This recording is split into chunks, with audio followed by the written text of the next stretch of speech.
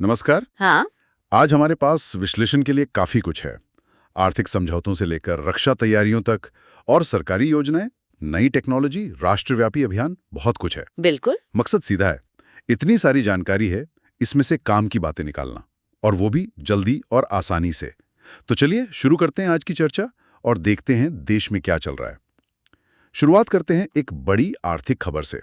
भारत और ईएफटीए देश, मतलब आइसलैंड, लिक्टेनस्टीन, नॉर्वे और स्विट्जरलैंड, इनके बीच टीपा समझौता लागू हो गया है।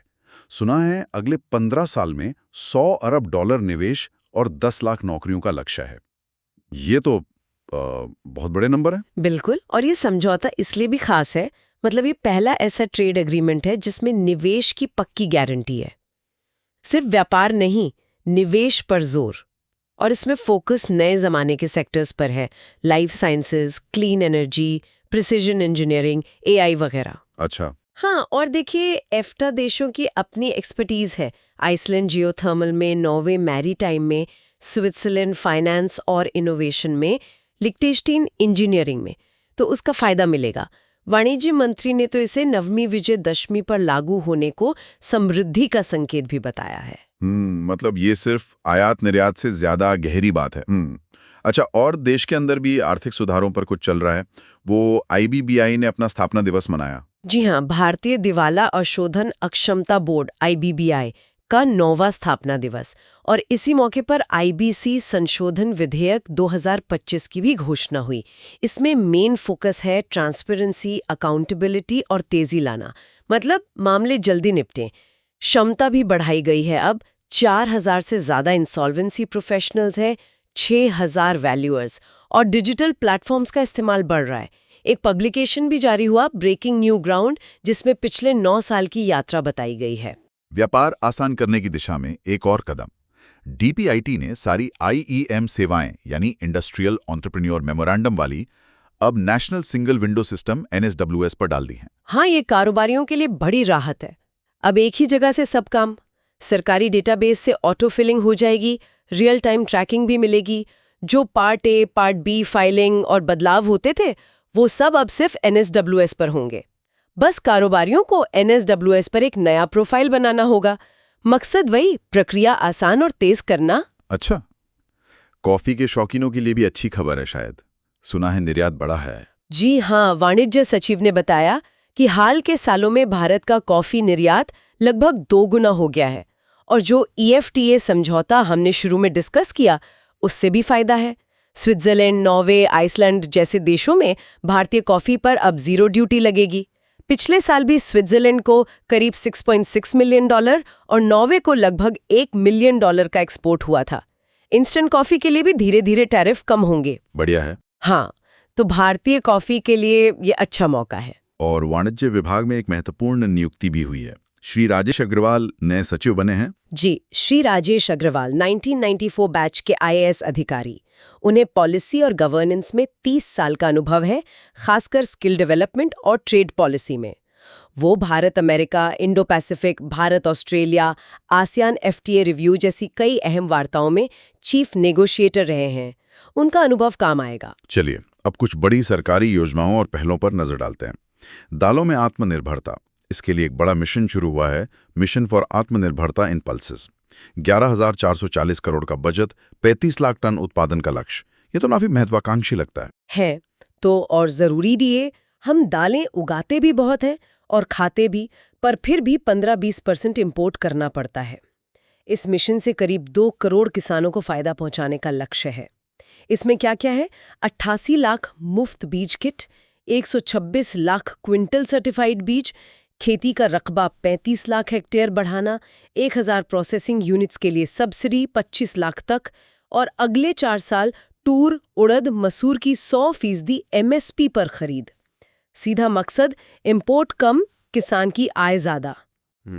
किसानों से ही जुड़ी एक और खबर, रबी फसलों की एमएसपी बढ़ाई गई है 2026-27 मार्केटिंग सीजन के लिए। सबसे ज्यादा बढ़ोतरी कुसुम में 600 रुपए प्रति क्विंटल। हाँ, और बाकी फसलों में भी ठीक ठाक बढ़ोतरी है। मसूर में 300 रुपए, सरसों में 250 रुपए, चना में 225 रुपए, जौ में 170 रुपए और गेहूं में 160 रुपए प्रति क्विंटल। सरकार का कहना है कि एमएसपी लागत का कम से कम 1.5 गुना है। गेहूं में तो ये लागत से 109% ज्यादा बताया गया है। कृषि मंत्री ने इसे ऐतिहासिक फैसला बताया है। 2014-15 के मुकाबले ये काफी ज्यादा है। अब थोड़ा फाइनेंस की तरफ। वित्त मंत्री ने गांधीनगर से आपकी पूंजी आपका अधिकार नाम का एक अभियान शुरू किया है। ये क्या है? ये एक राष्ट्रव्यापी अभियान है, अक्टूबर से दिसंबर 2025 तक चलेगा। इसका मकसद है लोगों को उनके अनक्लेम्ड एसेट्स, मतलब वो पैसा या संपत्ति जो बैंकों, बीमा कंपनियों या दूसरी कंपनियों के पास सालों से पड़ी है और जिसका कोई दावेदार नहीं है, उसे ढूंढने और क्लेम करने में मदद करना। अच्छा, जैसे पुराने बैंक खाते या बीमा क्लेम। बिल्कुल। Bank deposit, insurance claim, dividend, share, mutual fund units, ये सब। डीएफएस इसे आरबीआई, आईआरडीए, सेबी और आईईपीएफए के साथ मिलकर चला रहा है। लोगों को मौके पर ही मदद मिलेगी। कर्मचारियों के लिए भी एक राहत भरी खबर है। ईएसआईसी ने पुराने कानूनी मामलों को निपटाने के लिए एक एमनेस्टी स्कीम 2025 शुरू की है। जी, ये माफी योजना 1 साल के लिए है, 1 अक्टूबर 2025 से 30 सितंबर 2026 तक। इसमें कवरेज, कंट्रीब्यूशन, डैमेज, क्रिमिनल और प्रोसिक्यूशन केस, इन सब के निपटारे के लिए साफ गाइडलाइंस हैं। जैसे अगर कोई कंपनी 5 साल से ज्यादा पहले बंद हो गई तो केस वापस। जो चल रही हैं उनके मामले रिकॉर्ड देखकर बिना हर्जाने के निपटेंगे। कंट्रीब्यूशन विवाद में मूल रकम और ब्याज देना होगा, हर्जाना माफ। इससे मुकदमेबाजी कम होगी और ईज ऑफ डूइंग बिजनेस बढ़ेगा। पेंशन को लेकर भी कुछ नई सोच सामने आ रही है। पीएफआरडीए ने एनपीएस को बेहतर बनाने के लिए कुछ नए विकल्पों पर कंसल्टेशन पेपर जारी किया है। हाँ, 3 नए ऑप्शन सुझाए हैं। पहला, non assured flexible step up SWP, systematic withdrawal plan और एन्युटी का कॉम्बिनेशन। दूसरो, अश्योर्ड टारगेट पेंशन जो महंगाई सीपीआई आईडब्ल्यू से लिंक्ड होगी। और तीसरा, पेंशन क्रेडिट के जरिए अश्योर्ड पेंशन। इस पर 31 अक्टूबर 2025 तक सुझाव मांगे गए हैं। रिसर्च और इनोवेशन पर भी जोर है, खासकर फार्मा और मेडटेक में। पीआरपीपी योजना के तहत प्रस्ताव मांगे गए हैं। जी, promotion of research and innovation in pharma medtech sector, PRIP योजना 5,000 करोड़ रुपए का परिव्यय है, जिससे करीब 11,000 करोड़ की R&D पाइपलाइन बनाने का लक्ष्य है। करीब 300 प्रोजेक्ट्स को मदद मिलेगी, अर्ली स्टेज वालों को 5 करोड़ तक, लेट स्टेज वालों को 100 करोड़ तक। जो स्ट्रेटेजिक प्रायोरिटी एरियाज हैं जैसे रेयर डिजीज, AMR, वैक्सीन, उनके लिए 50% तक मदद। 7 नाइपर में सेंटर ऑफ एक्सीलेंस और एक डिजिटल इनोवेशन एक्सचेंज भी बनेगा। और बायोमेडिकल रिसर्च में करियर बनाने वालों के लिए भी BRCP प्रोग्राम का तीसरा चरण मंजूर हुआ है। हाँ, बायोमेडिकल रिसर्च करियर प्रोग्राम, इसे DBT, वेलकम ट्रस्ट UK और इंडिया अलायंस SPV मिलकर चलाएंगे। 2025-26 से 2030-31 तक कुल लागत 1,500 करोड़ रुपए। 1,000 करोड़ DBT देगा, 500 करोड़ वेलकम ट्रस्ट। मकसद है साइंटिफिक टैलेंट को बढ़ावा देना, इंटरडिसिप्लिनरी रिसर्च को सपोर्ट करना और ग्लोबल इम्पैक्ट बनाना। 2000+ ट्रेनी, पेटेंट और महिला वैज्ञानिकों की भागीदारी पर फोकस रहेगा।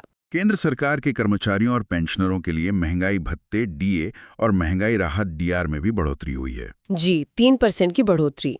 ये 1 जुलाई 2025 से लागू है। इससे DA DR की दर 55% से बढ़कर 58% हो गई है। करीब 49 लाख कर्मचारी और 69 लाख पेंशनरों को फायदा होगा। सरकार पर सालाना करीब 10,084 करोड़ रुपए का अतिरिक्त भार पड़ेगा। ये 7वें वेतन आयोग की सिफारिशों पर आधारित है। शिक्षा के क्षेत्र में भी विस्तार। कैबिनेट ने देश भर में 57 नए केंद्रीय विद्यालय KV खोलने को मंजूरी दी है। हाँ, और इस पर करीब 5,862 करोड़ रुपए खर्च होंगे। 9 साल में बनेंगे ये। इन नए स्कूलों से करीब 86,640 छात्रों को फायदा होगा और 4600 से ज्यादा स्थायी नौकरियां भी पैदा होंगी। खास बात यह है कि इनमें पहली बार बाल वाटिका भी होगी, मतलब नई शिक्षा नीति के तहत 3 साल की फाउंडेशनल एजुकेशन।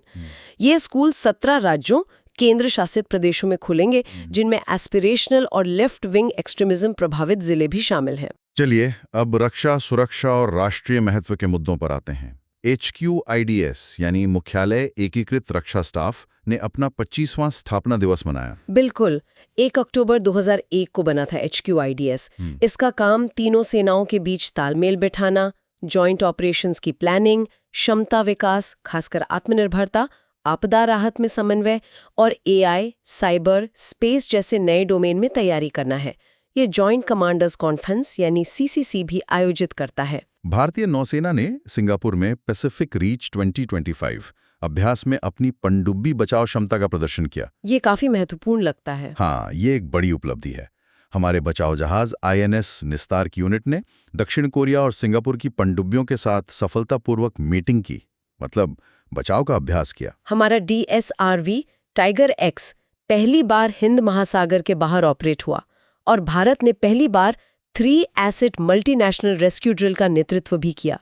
इससे भारत दुनिया के उन चुनिंदा देशों में शामिल हो गया है जिनके पास ऐसी क्षमता है। राष्ट्रीय कैडेट कोर को नए महानिदेशक मिले हैं, लेफ्टिनेंट जनरल वीरेंद्र वत्स। जी, लेफ्टिनेंट जनरल वत्स कुमाऊं रेजिमेंट से हैं। 37 साल का अनुभव है सेना में, जिसमें DRC में UN मिशन की कमान भी शामिल है। वो ऐसे समय में आए हैं जब NCC कैडेट्स की संख्या 20 लाख तक बढ़ा रहा है और इनोवेशन व डिजिटल स्किल्स पर भी फोकस कर रहा है। मिलिट्री नर्सिंग सर्विस ने अपनी शताब्दी मनाई है, 100 साल की सेवा। जी हाँ, 1 अक्टूबर 2025 को 100 साल पूरे हुए। रक्षा राज्य मंत्री श्री संजय सेठ मुख्य अतिथि थे। एक स्मारक डाक टिकट, फर्स्ट डे कवर, शताब्दी डायरी और एक डॉक्यूमेंट्री भी जारी हुई। MNS का योगदान युद्धों, शांति अभियानों, मानवीय मिशनों और हाल में कोविड में वुहान इवैक्यूएशन, ऑपरेशन नमस्ते, समुद्र सेतु बहुत अहम रहा है। ऑपरेशन सिंदूर की नायिकाओं विंग कमांडर व्योमिका सिंह और कर्नल सोफिया कुरैशी को खास श्रद्धांजलि दी गई। रक्षा लेखा विभाग डैड ने भी अपना 278वां स्थापना दिवस मनाया और रक्षा मंत्री ने ऑपरेशन सिंदूर में इनकी भूमिका की तारीफ की। का अदृश्य पुल बताया। विभाग ने कई डिजिटल पहले भी की हैं, ई-रक्षा आवास, NID 2.0, टुलिप 2.0, ज्ञान साथी AI चैटबॉट, कौशे 2025 हैंडबुक और updated army local audit manual भी जारी हुए। राष्ट्रीय स्वैच्छिक रक्तदान दिवस पर रक्षा मंत्रालय में भी एक कैंप लगा। जी, रक्तदान करें, आशा दें, मिलकर जीवन बचाएं थीम के तहत आर्म्ड फोर्सेस ट्रांसफ्यूजन सेंटर के सहयोग से 20 अधिकारियों और कर्मचारियों ने रक्तदान किया। रक्षा सचिव भी मौजूद थे। सीमा सड़क संगठन BRO का प्रोजेक्ट स्वास्तिक, जो सिक्किम में है, उसने 65 साल पूरे कर लिए। हाँ, 1960 में शुरू हुआ था ये प्रोजेक्ट। सिक्किम के मुश्किल इलाकों में 1400 किलोमीटर से ज़्यादा सड़कें और 80 पुल बनाए हैं। आपदाओं के बाद कनेक्टिविटी बहाल करने में भी इनकी भूमिका अहम रहती है, जैसे हाल की तीस्ता बाढ़ के बाद। अब western Sikkim highway, NH 310A, NH 310AG जैसी नई परियोजनाएं भी प्लान है, करीब 1150 करोड़ की लागत से। एक अहम अंतर्राष्ट्रीय बैठक भारत में होने वाली है, UN में सेना भेजने वाले देशों UNTCC के प्रमुखों का सम्मेलन। जी, ये 14 से 16 अक्टूबर 2025 तक नई दिल्ली में होगा। 30 से ज़्यादा देशों के सीनियर लीडर्स आएंगे। भारत UN पीस कीपिंग में हमेशा से एक बड़ा योगदान करता रहा है। इस बैठक का मकसद पीस कीपिंग में सहयोग बढ़ाना, टेक्नोलॉजी का इस्तेमाल और फैसलों में सबकी भागीदारी सुनिश्चित करना है। अच्छा, और राष्ट्रीय स्वयंसेवक संघ RSS के शताब्दी समारोह को प्रधानमंत्री ने संबोधित किया, इस पर भी जानकारी है। जी, स्रोत के अनुसार इस अवसर पर एक विशेष 100 रुपए का सिक्का और एक डाक टिकट जारी किया गया। प्रधानमंत्री ने RSS को देशभक्ति, सेवा और राष्ट्र निर्माण का प्रतीक बताया। संस्थापक डॉक्टर हेडगेवार को याद किया। स्रोत में RSS की स्थापना 1925 नागपुर, स्वतंत्रता संग्राम में भूमिका, विभाजन राहत, युद्धों, आपदाओं में सेवा और सामाजिक सुधारों जैसे समरसता, अस्पृश्यता विरोधी प्रयास का उल्लेख है। साथ ही पंच परिवर्तन पर भी प्रकाश डाला गया है, आत्म जागरूकता, सामाजिक समरसता आदि। ये जानकारी पूरी तरह से दिए गए स्रोत पर आधारित है, हम सिर्फ वही बता रहे हैं। ठीक है, अब तकनीक, इनोवेशन और इंफ्रास्ट्रक्चर की ओर बढ़ते हैं। फूड टेक में निफ्टिम कुंडली ने वर्ल्ड फूड इंडिया 2025 में कुछ समझौते किए। हाँ, 9 MOU साइन हुए और 7 टेक्नोलॉजी ट्रांसफर की गई इंडस्ट्री पार्टनर्स को, जैसे instant millet kheer premix, high nutrient RTE bar, rapid cattle pregnancy kit, quality council of India, good food institute जैसी संस्थाओं के साथ भी समझौते हुए। मकसद है फूड इनोवेशन, सस्टेनेबिलिटी और एंटरप्रेन्योरशिप को बढ़ावा देना। इलेक्ट्रॉनिक्स और IT मंत्री NILIT digital university NDU launch करने वाले हैं। ये क्या है? NDU का उद्देश्य है AI, cyber security, data science, semiconductor जैसे क्षेत्रों में इंडस्ट्री फोकस्ड कोर्सेज को डिजिटल मोड और वर्चुअल लैब के जरिए ज्यादा लोगों तक पहुंचाना, एक्सेस को डेमोक्रेटाइज करना। साथ ही मुजफ्फरपुर, बालासोर, तिरुपति, लुंगलई और दमन में NILIT के 5 नए सेंटर भी खुलेंगे। NILIT अब एक डीम्ड यूनिवर्सिटी भी है।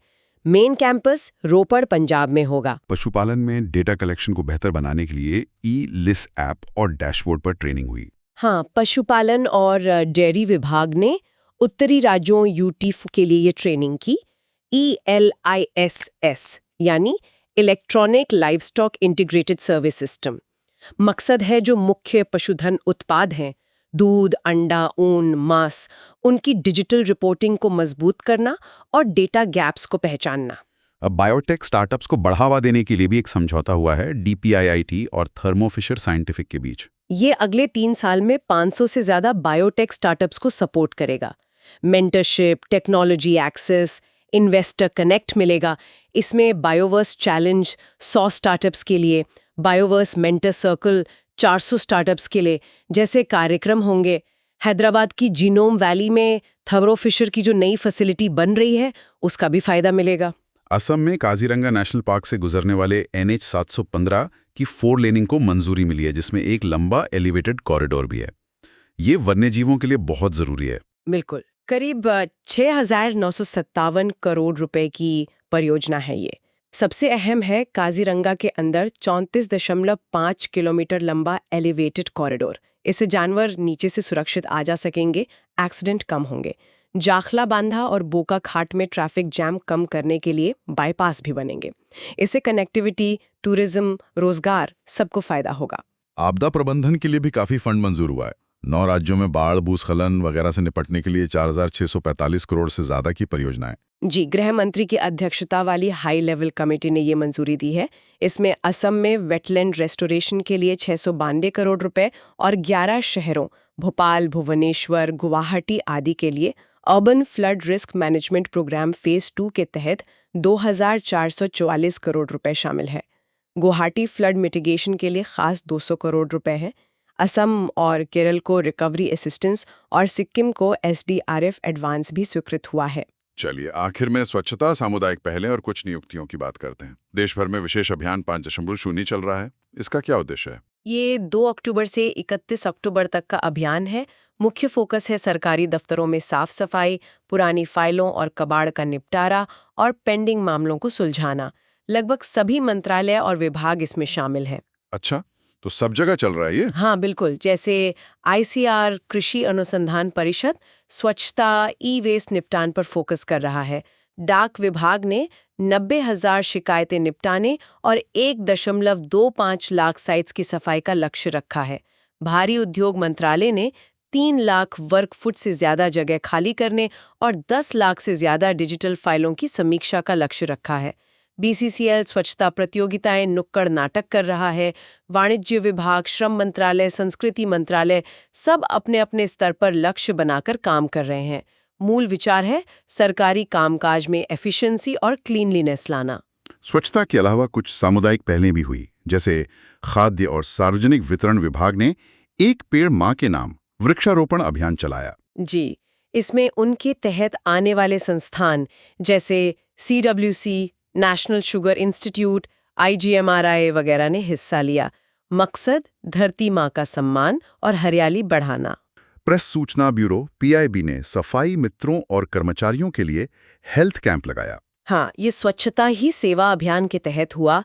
इसमें आयुर्वेद AIIA और एलोपैथी RML अस्पताल दोनों की मदद ली गई। 400 से ज्यादा लोगों ने फायदा उठाया। स्वस्थ नारी सशक्त परिवार पर भी फोकस था इसमें। इसी स्वस्थ नारी सशक्त परिवार अभियान के तहत भारी उद्योग मंत्रालय और उसके CPSEs ने भी कार्यक्रम किए। जी, 17 सितंबर से 2 अक्टूबर तक। इसमें महिलाओं के लिए health checkup, cancer, TB, high blood pressure screening, जागरूकता सत्र वगैरह शामिल थे। 3,000 से ज्यादा कर्मचारियों और उनके परिवारों ने भाग लिया। जल शक्ति मंत्रालय ने सामुदायिक जल प्रबंधन पर सुजालम भारत विजन के तहत एक वर्कशॉप की। हाँ, इसमें राज्यों और एक्सपर्ट्स ने चर्चा की कि कैसे बिहेवियर चेंज, लोकल इंस्टीट्यूशंस की भागीदारी और इनोवेशन से वाटर कंजर्वेशन किया जा सकता है। मेघालय की ग्राम परिषदों, गुजरात में पानी की निगरानी करती महिला नेताओं जैसे अच्छे उदाहरण भी शेयर किए गए। संस्कृति मंत्रालय ने सेवा पर्व 2025 मनाया। इसका थीम था विकसित भारत के रंग कला के संग। अरुणाचल प्रदेश में एक पेंटिंग एग्जीबिशन हुई, अवार्ड्स दिए गए। आम लोग भी सेवा पर्व पोर्टल पर अपनी आर्टवर्क अपलोड कर सकते थे। और अंत में एक नियुक्ति, श्रीमती शोभा गुप्ता रक्षा संपदा महानिदेशक DGDE बनी है। जी, श्रीमती शोभा गुप्ता 1990 बैच की Indian defence estate service IDES की अधिकारी हैं। DGDE का काम बहुत महत्वपूर्ण है। ये निदेशालय करीब 18 लाख एकड़ डिफेंस लैंड मैनेज करता है और देश भर की 61 कैंटोनमेंट्स में सिविल एडमिनिस्ट्रेशन भी देखता है। तो आज हमने कई मोर्चों पर काफी हलचल देखी।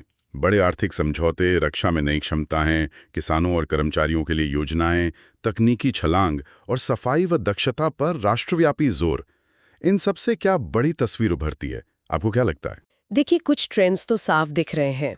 एक तो आत्मनिर्भरता पर बहुत जोर है, चाहे वो दालों में हो, डिफेंस में या इनोवेशन में। दूसरा, ईज ऑफ डूइंग बिजनेस और ईज ऑफ लिविंग को बेहतर बनाना, जैसे NSWS या ESIC की एमनेस्टी स्कीम। तीसरा, डिजिटल ट्रांसफॉर्मेशन को अपनाना। ये तो लगभग हर क्षेत्र में दिख रहा है, डिजिटल यूनिवर्सिटी, ई-लिस, DAD के सुधार। और चौथा, विकसित भारत के लक्ष्य की तरफ बढ़ने और गवर्नेंस को ज्यादा एफिशिएंट बनाने की कोशिश। ये विशेष अभियान 5.0 जैसे कार्यक्रमों में साफ झलकता है। ये ऊर्जा लगभग हर पहल में दिखाई दे रही है। सही है। जाते जाते एक सवाल मेरे मन में आ रहा है। इतनी सारी योजनाएं हैं, अभियान हैं, टेक्नोलॉजी आ रही है, लेकिन ये कैसे सुनिश्चित किया जाए कि इनका फायदा सचमुच आखिरी आदमी तक पहुंचे और ये सिर्फ इवेंट्स न रहकर जमीन पर लगातार असर दिखाएं? शायद इस पर सोचने की जरूरत है।